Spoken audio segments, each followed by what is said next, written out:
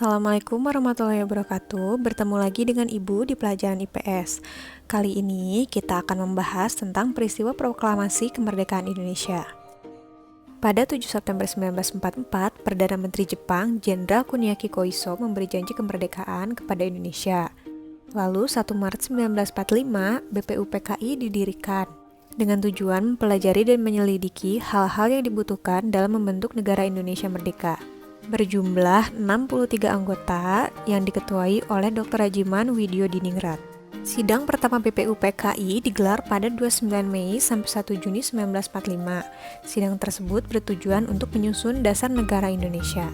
Tokoh yang mengusulkan rancangan dasar negara Indonesia yaitu Muhammad Yamin, Supomo, dan Soekarno. Sidang kedua dilaksanakan pada tanggal 10 sampai 16 Juli 1945. Sidang ini menghasilkan rancangan Undang-Undang Dasar untuk Indonesia Merdeka. Lalu dibentuklah Panitia 9 sesuai usulan dalam rapat BPUPKI.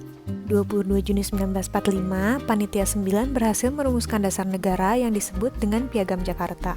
Setelah disepakati oleh anggota, Piagam Jakarta dijadikan pembukaan UUD 1945. 7 Agustus 1945, BPUPKI dibubarkan, dibentuklah PPKI dengan jumlah anggota 21 orang, yang bertugas untuk mempersiapkan pergantian kekuasaan, dengan Soekarno sebagai ketua dan Muhammad Hatta sebagai wakil ketua.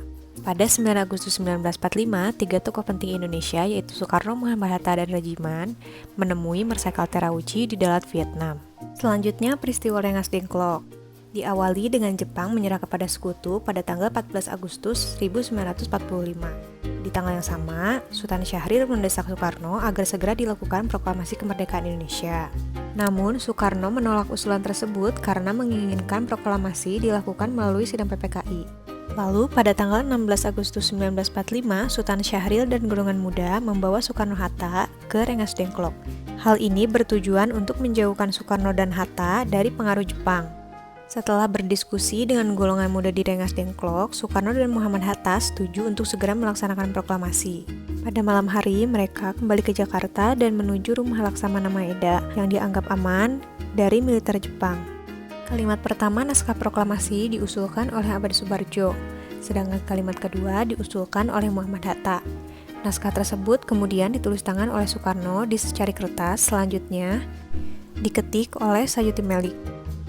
Lalu, pada hari Jumat 17 Agustus 1945 pukul 10 di Jalan Pegangsaan Timur nomor 56 Jakarta, dibacakan teks proklamasi yang dilakukan oleh Soekarno dan didampingi oleh Muhammad Hatta. Proklamasi.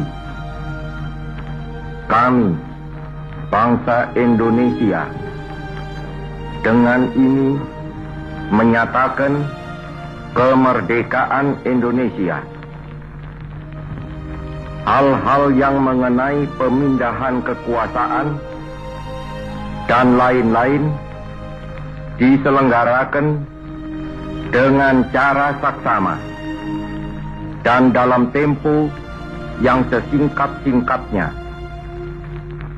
Jakarta, 17 Agustus 1945, atas nama bangsa Indonesia, Soekarno, Hatta.